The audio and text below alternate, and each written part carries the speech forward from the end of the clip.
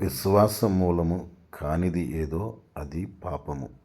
అంటే మనం ఏ పని చేసినా అది దేవుని మీద భరోసాతో, అంటే విశ్వాసంతో, మనస్సాక్షి స్పష్టంగా ఉండి చేసినదైతేనే మంచిది.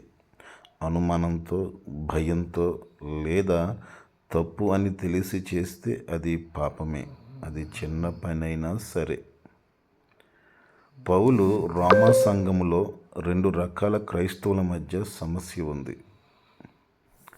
బలవంతులు, అన్నీ తినవచ్చు, ఏమీ తప్పు కాదని నమ్మేవారు. బలహీనులు, కొన్ని ఆహారాలు తప్పు అని భావించేవారు.